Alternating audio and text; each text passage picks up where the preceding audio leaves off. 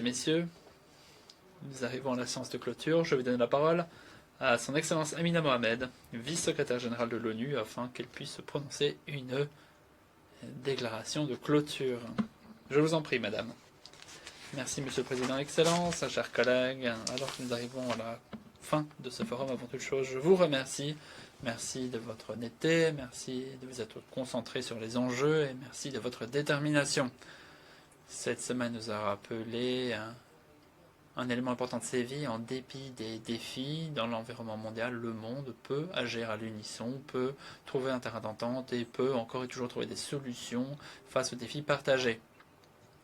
J'ai trois grandes conclusions. Tout d'abord, les pressions sur les pays en développement augmentent. Lors des débats, nous avons entendu à de nombreuses reprises qu'un grand nombre de pays doivent faire plus avec moins, ont moins de marge de manœuvre fiscale, moins de possibilités d'absorber les chocs et moins de certitudes, étant donné le contexte mondial. Et de nouvelles pressions s'ajoutent aux anciennes, le conflit au Moyen-Orient, qui envoie des ondes de choc économiques bien au-delà de la région, avec le prix de l'énergie, inflation des systèmes alimentaires, augmentation des taux de change et coûts d'emprunt élevés pour les pays qui ont déjà une dette trop lourde et qui ont peu de marge fiscale. C'est une menace pour les progrès en matière de développement. Ensuite, deuxièmement, nous devons passer des engagements à l'action et la pression sur les pays en développement rend cette transition plus urgente que jamais. Les financements climatiques doivent être débloqués dans le volume nécessaire pour garantir la sécurité énergétique. Les progrès dans la fiscalité doivent avancer pour que les pays puissent mobiliser des ressources et élargir l'assiette fiscale, et les percées dans la minerai critique doivent permettre aux économies nouvelles de participer à l'économie mondiale au lieu de regarder les valeurs s'échapper.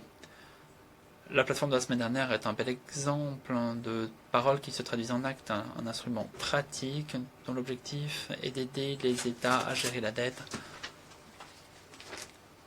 Et il me tarde de voir ce projet prendre vie. L'engagement de Séville doit se traduire en progrès désormais pour que les pays puissent les sentir, ces progrès, de nouveaux emplois, des infrastructures, des familles protégées, des communautés résilientes et des possibilités tangibles, non pas en théorie mais dans les faits.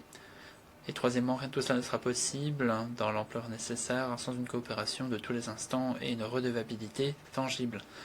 La prise en charge nationale est indispensable, tout comme la prise en main par les États. Je suis ravi de voir que le réseau des points focaux a été inauguré cette semaine, mais les pays ne peuvent pas créer la résilience seuls dans un environnement fragmenté, instable. Il faut un système international qui travaille pour eux, des institutions qui réagissent à leurs besoins, des partenariats cohérents et une suite de données crédibles. Et c'est pourquoi les débats de cette semaine sur la coordination, sur les stratégies pilotées par les États et sur la suite donnée et l'évaluation des données sont importantes comme jamais. La mise en œuvre n'avance pas grâce à de bonnes intentions uniquement, non, elle est possible lorsque les partenaires travaillent à l'unisson, lorsqu'il y a des mesures incitatives et lorsque les acteurs répondent de leurs actes. Excellence, c'est maintenant que l'épreuve commence.